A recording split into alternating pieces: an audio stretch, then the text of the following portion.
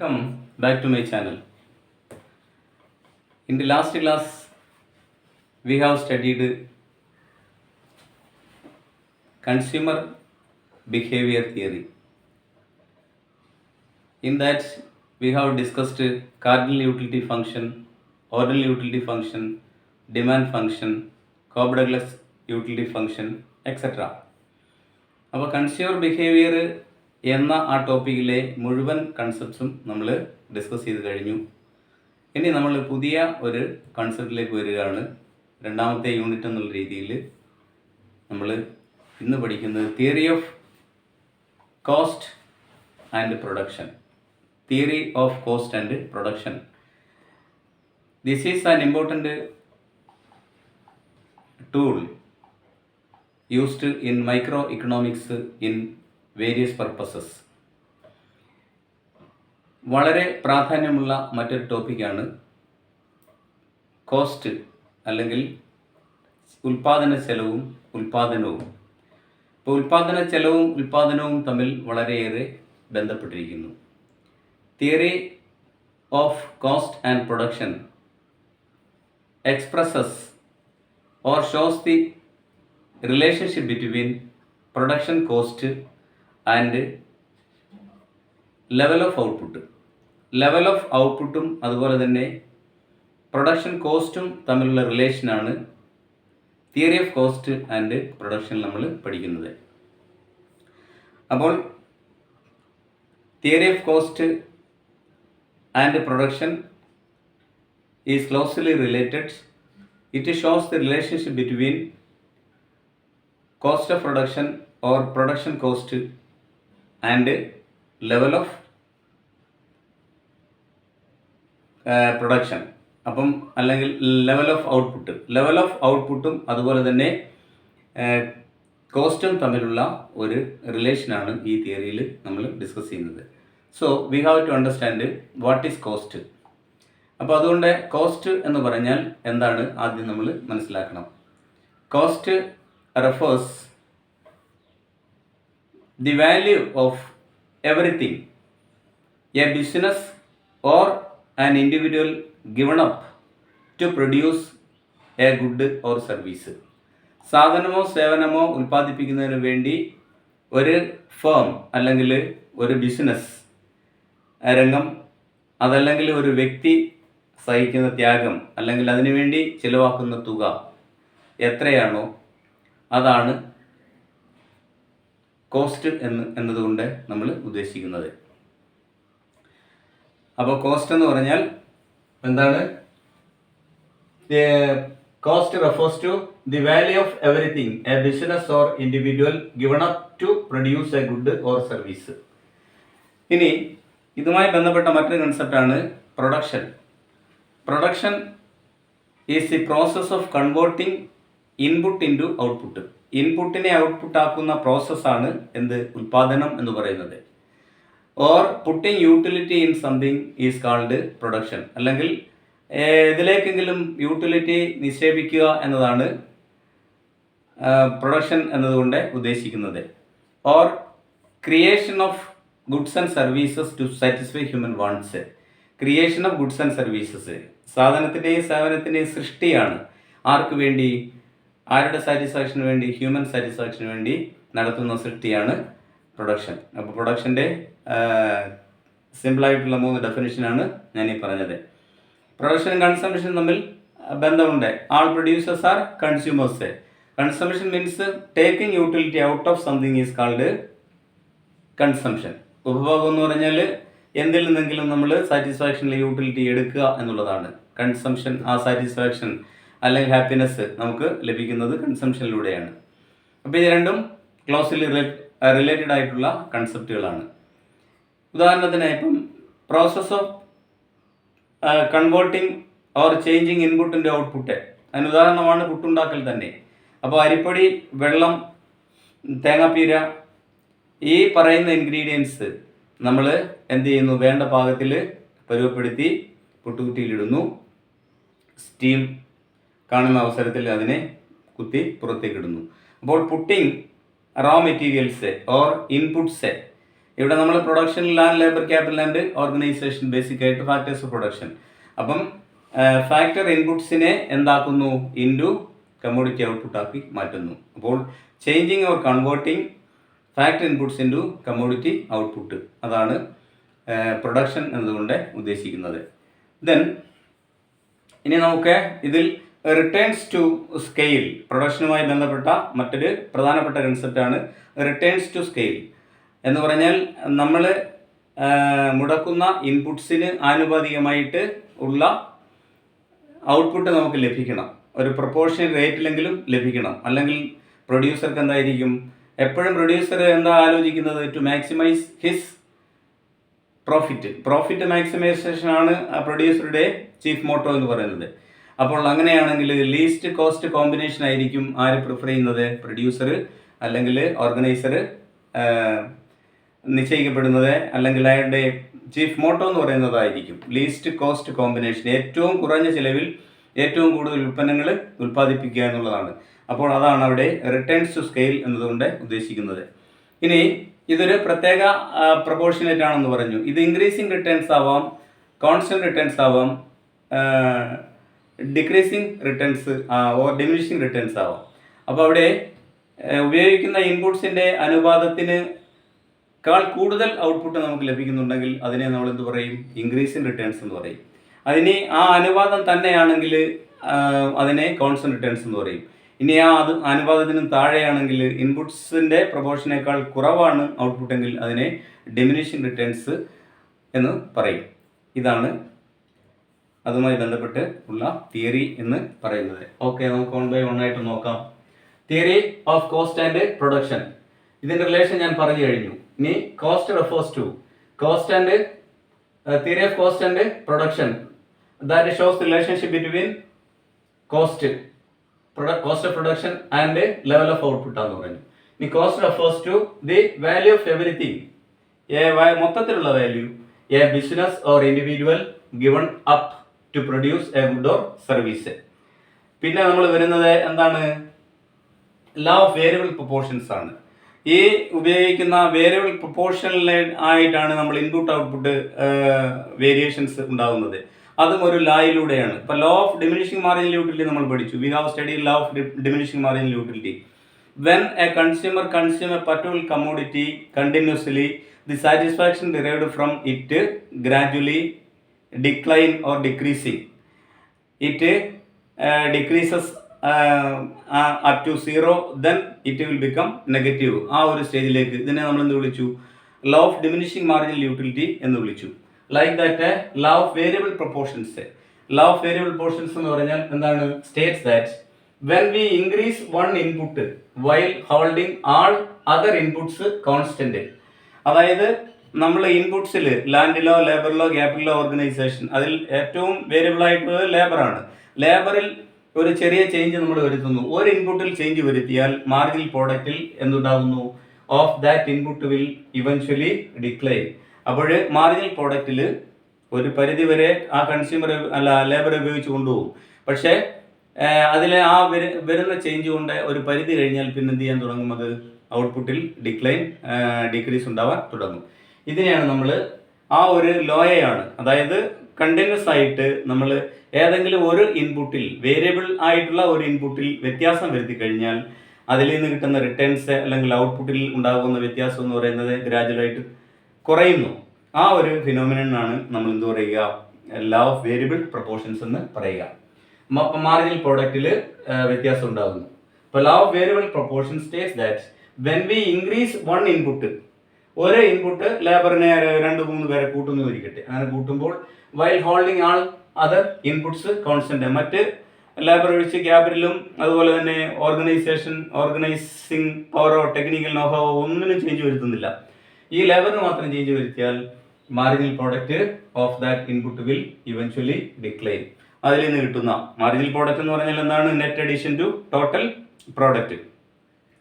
അപ്പോൾ അവസാനത്തെ ഒരു യൂണിറ്റിൽ നിന്ന് കിട്ടുന്ന പ്രോഡക്റ്റിൻ്റെ അളവും ആ ഇൻപുട്ടിൽ വരുത്തിയ മാറ്റത്തിൻ്റെ അളവും തമ്മിൽ വ്യത്യാസമുണ്ട്. ഔട്ട്പുട്ട് കുറയാൻ തുടങ്ങുന്നു, ഡിക്ലൈൻ ചെയ്യുന്നു. ഈ പ്രതിഭാസത്തെയാണ് നമ്മൾ ലോ ഓഫ് വേരിയബിൾ പ്രൊപ്പോർഷൻസ് എന്ന് പറയുക. ഇനി അതുമായി ബന്ധപ്പെട്ട മറ്റൊരു returns to scale. This refers to how output changes when all inputs are increased proportionately. അവിടെ ഒരു ഇൻപുട്ട്, ഇവിടെ എല്ലാ ഇൻപുട്സിലും ചേഞ്ച് ഉണ്ടാക്കുമ്പോൾ അതിൽ ഉണ്ടാകാവുന്ന പ്രൊപ്പോർഷനേറ്റ് ആയിട്ട് ചേഞ്ച് ഉണ്ടാക്കുമ്പോൾ അതിൽ നിന്ന് ഹൗ ഔട്ട്പുട്ട് ചേഞ്ചസ്, അതിൽ ഔട്ട്പുട്ടിൽ ഉണ്ടാകുന്ന ചേഞ്ച് എങ്ങനെയാണ്, ഇതെല്ലാവരും പരീക്ഷിക്കും. കാരണം എന്ന് പറഞ്ഞാൽ എവിടെ വെച്ചാണ് പ്രൊഡ്യൂസർക്ക് ഏറ്റവും കൂടുതൽ ലാഭം ഉണ്ടാക്കാൻ പറ്റുന്നത്, അല്ലെങ്കിൽ ലീസ്റ്റ് കോസ്റ്റ് കോമ്പിനേഷനിലൂടെ ഹയസ്റ്റ് ഔട്ട്പുട്ട് ഉണ്ടാക്കാൻ പറ്റുന്നതെന്ന് പ്രൊഡ്യൂസർ തീരുമാനിക്കപ്പെടുന്നത് ഇങ്ങനെ ഉള്ള ഒരു പരീക്ഷണത്തിലൂടെ ആയിരിക്കും. അപ്പോൾ ഇതിനെ തന്നെ നമ്മൾ മൂന്നായി ക്ലാസിഫൈ ചെയ്യുന്നു: increasing returns, constant returns and decreasing returns or diminishing returns. ഇനി ഇൻക്രീസിങ് റിട്ടേൺസ് എന്ന് പറഞ്ഞാൽ refers to when an increase in the ഇൻപുട്ടിൽ ഒരു ചെറിയ ചേഞ്ച് ഉണ്ടാക്കുമ്പോൾ of production in the inputs of production leads to a more than proportionate increase in output. അതായത് ഒരു example പറഞ്ഞാൽ 10 യൂണിറ്റ് ഇൻപുട്സ് ഉപയോഗിച്ച് ഒരു കമ്പനി വർക്ക് ചെയ്യിപ്പിക്കുന്നു. അപ്പോൾ അവിടെ 100 യൂണിറ്റ് ഉൽപ്പാദിപ്പിക്കാൻ കഴിഞ്ഞു. 10 പേരെ ഉപയോഗിച്ചപ്പോൾ 100 യൂണിറ്റ് പ്രൊഡക്ഷൻ നടന്നു. ഈ 10 യൂണിറ്റിൽ നിന്ന് അത് 20ലേക്ക് ഉയർത്തി, ഇൻപുട്ടിൽ ചേഞ്ച് ഉണ്ടാക്കി. അപ്പോൾ 250 യൂണിറ്റ് ഉൽപ്പാദിപ്പിക്കാൻ കഴിഞ്ഞു. അപ്പോൾ ഇവിടെ ഇതിനെയാണ് നമ്മൾ എന്താ പറയുക, ഇൻക്രീസിങ് റിട്ടേൺസ് എന്ന് പറയുക. എന്ന് പറഞ്ഞാൽ ഇൻപുട്ടിൽ 10 യൂണിറ്റ് വർധനവ് 10 യൂണിറ്റ് ആയിരുന്നത് 20 യൂണിറ്റ് ആക്കിയപ്പോൾ 100ന് 200 കിട്ടേണ്ട സ്ഥാനത്ത് 250 കിട്ടി. ഇതിനെയാണ് നമ്മൾ എന്താ പറയുക, ഇൻക്രീസിങ് റിട്ടേൺസ് ടു സ്കെയിൽ എന്ന് പറയുക. ഇനി കോൺസ്റ്റന്റ് റിട്ടേൺസ് ടു സ്കെയിലോ, കോൺസ്റ്റന്റ് റിട്ടേൺസ് ടു സ്കെയിൽ, ഇവിടെ 20 യൂണിറ്റ് തന്നെ 10 യൂണിറ്റിന്റെ സ്ഥാനത്ത് 20 യൂണിറ്റ് ഉപയോഗിച്ചപ്പോൾ 200 യൂണിറ്റേ കിട്ടിയുള്ളൂ. ഔട്ട്പുട്ട് കിട്ടിയത് 200 യൂണിറ്റ് ആണെങ്കിൽ അതിന്റെ അർത്ഥം ഇതിന് ആനുപാതികമായിട്ട്, അതായത് 10 കൂടെ കൂട്ടിയപ്പോൾ അതിനാനുപാതികമായ ഒരു വർധനവാണ് ഇവിടെ. അതിനെയാണ് കോൺസ്റ്റന്റ് റിട്ടേൺസ് ടു സ്കെയിൽ എന്ന് പറയുക. ഇനി diminishing returns to scale, decreasing returns to scale, ഇതെന്ന് പറഞ്ഞാൽ 10 യൂണിറ്റ് അവിടെ 20 യൂണിറ്റ് ആക്കിയപ്പോൾ 180 യൂണിറ്റ് കമ്പനി ഉത്പാദിപ്പിക്കുന്നുള്ളൂ. അതിന്റെ അർത്ഥം 20 യൂണിറ്റ് കുറഞ്ഞു എന്നാണ്.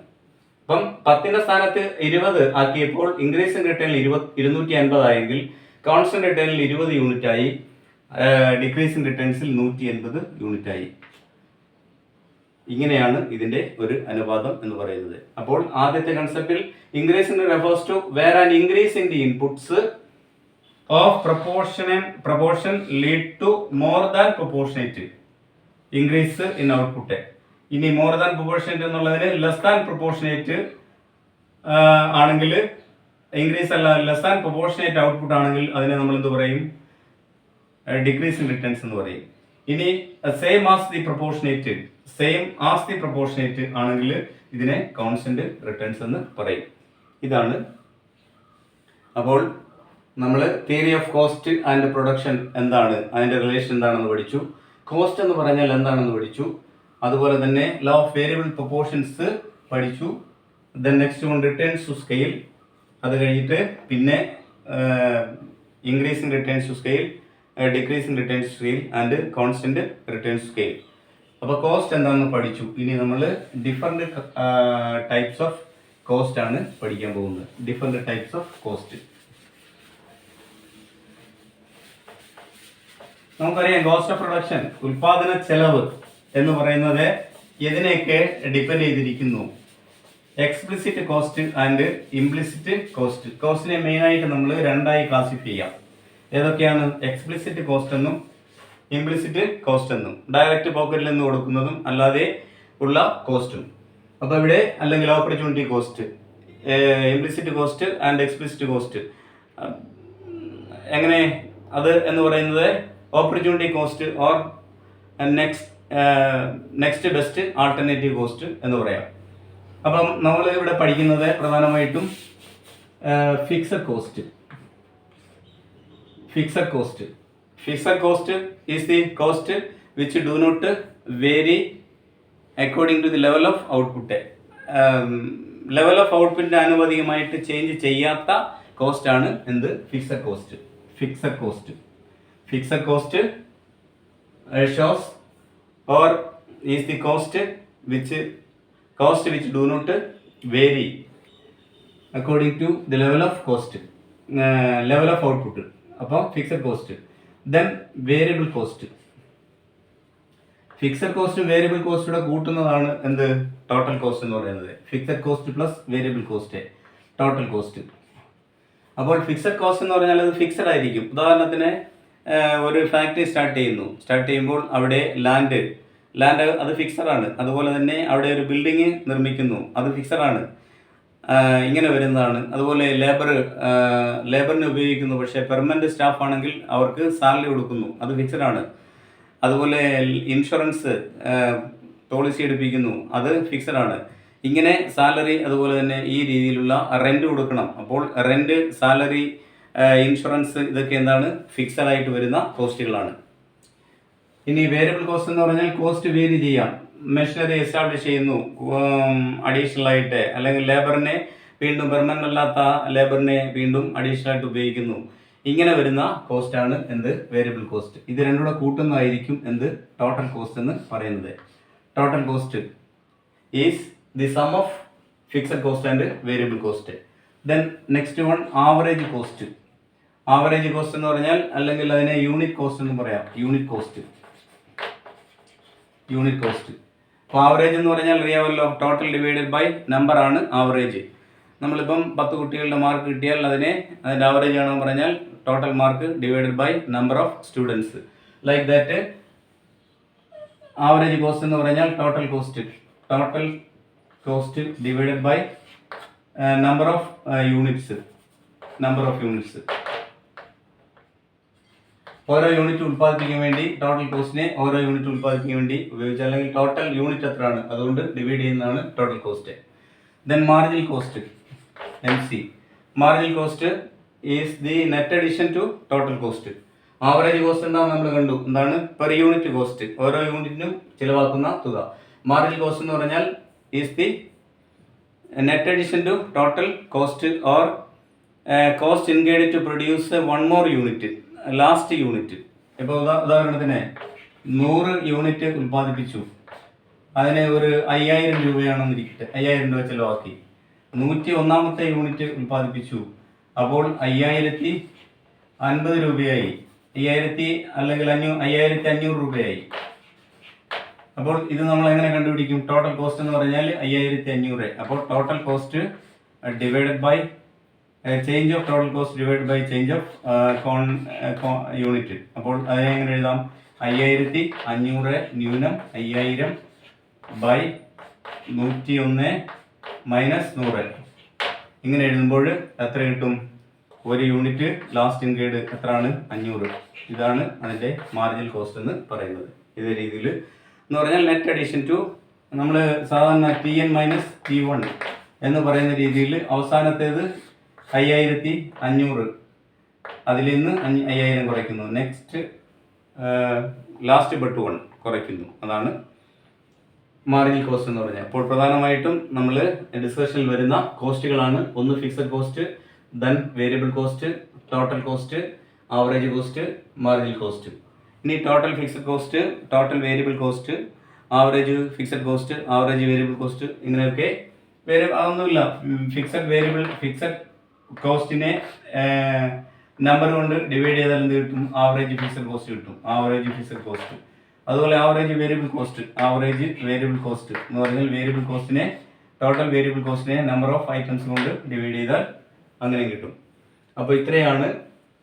ഒന്നുകൂടെ പറഞ്ഞാൽ fixed cost, variable cost, average cost, total cost, marginal cost. അപ്പോൾ ഫിക്സഡ് കോസ്റ്റും വേരിയബിൾ കോസ്റ്റും തമ്മിൽ കൂട്ടുന്നതാണ് ടോട്ടൽ കോസ്റ്റ്. ആവറേജ് കോസ്റ്റ് എന്ന് പറഞ്ഞാൽ total cost divided by number of units produced. Then marginal cost എന്ന് പറഞ്ഞാൽ net addition to total cost or what is the amount used to produce one more unit or the production of the last unit. അപ്പോൾ fixed cost, variable cost, average cost, total cost, marginal cost. ഇനി fixed variable കോസ്റ്റും, fixed variable cost ഉണ്ട്, fixed average cost. ഇങ്ങനെയും fixed variable cost, fixed average cost എന്ന് പറയുമ്പോൾ fixed കോസ്റ്റിനെ number കൊണ്ട് divide ചെയ്യും. ഇത് ഇത് ഇത്രയുമാണ് പ്രധാനമായിട്ടും fixed variable cost, total cost, average cost and marginal cost. അപ്പോൾ കോസ്റ്റിൻ്റെ ഡിഫറെൻറ്റ് ടൈപ്സ് ഓഫ് കോസ്റ്റ് ആണ് നമ്മൾ ഇന്ന് അതുമായി ബന്ധപ്പെട്ട് ഡിസ്കസ് ചെയ്തത്.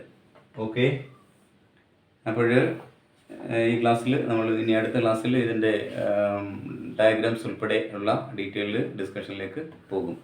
Okay, thank you. Please subscribe, share and support me. Thank you so much.